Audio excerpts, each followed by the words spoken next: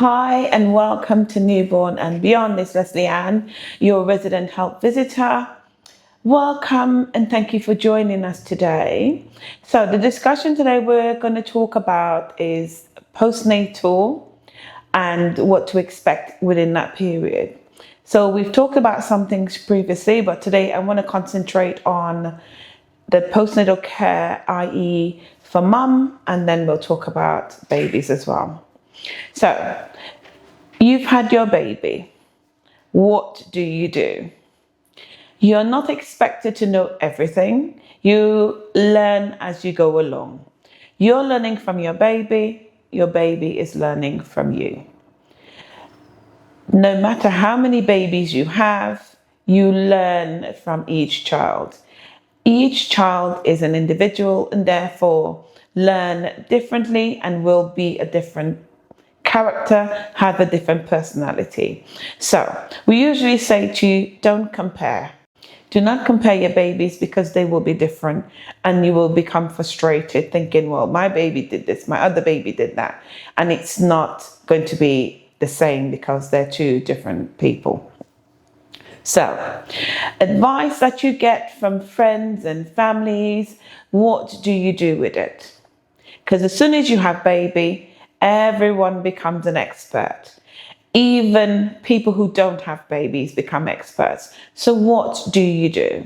What information do you listen to?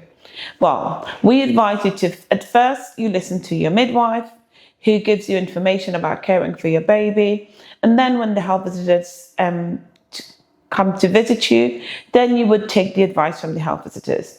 Now, the midwives will be in place from birth to either 10 to 15 days, depending. They can also go up to 28 days, depending on your mental well-being.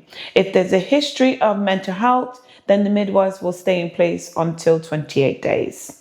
Whereas we will then take over and we would have work alongside the midwives until they discharge you, and then it would be the health visitors. So you would listen to the health visitors because the health visitors will be looking after you until your child is 5 years old. So advice that is usually given to parents would range from anything between how you're holding baby, how you're feeding baby, what you should be eating, what you shouldn't be eating. Does it affect the milk production? Does it affect how much your milk supply? Yes. So the advice that is given from what your family members or friends might have used will possibly not work for you and would lead you to become very unhappy because you're thinking, well, if it worked for them, it should work for you. It doesn't work like that. So it's exactly as I said with babies, something that they use for their baby, they might advise you to do it for your baby, and your baby is totally different. So bear in mind that you are learning from your child and your child is learning from you. Look at your baby's behavior. You will learn what your baby's likes are and what your baby's loves are and what your baby's dislikes are. For instance, dads tend to do what we call the tiger in the tree, and they would hold the baby on the forearm, and babies tend to love that.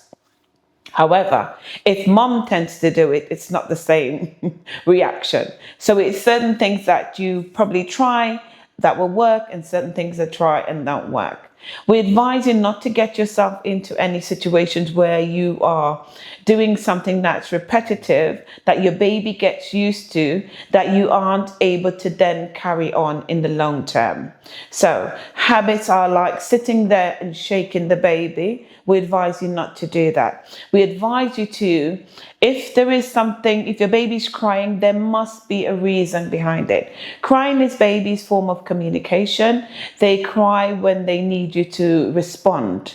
So crying can be, I'm hungry. Crying can be, I just need a cuddle. Crying can be, it's too quiet. So what usually tends to happen is that during the pregnancy, you'll rub your bump, you'll talk to bump, and as soon as the baby is born, we get quiet. So we would advise to continue to speak, except at night time, because that's the period where we are expected to sleep. So we would advise you to keep talking to baby. And we always know the babies who are being spoken to, because those are the babies that have conversations with us when they come to baby clinic. So we know which babies those are that are being spoken to. So keep talking to your babies, remembering your baby is looking at you and learning from your facial expressions and listening to your tone of voice also. So your tone of voice, your facial expression. So if you're smiling, your baby then learns to smile and will smile back in response to your smile. And speaking to baby, you'll find that as baby gets older, they will then be able to then do what's called turn taking when having conversations.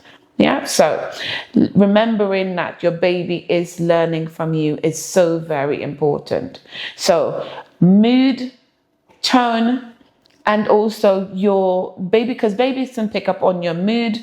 So be mindful that if you're very anxious, it will impact on baby's mood. It will impact on baby's ability to settle at the breast when feeding. If you're anxious about putting the baby on, then the baby becomes very unsettled when feeding.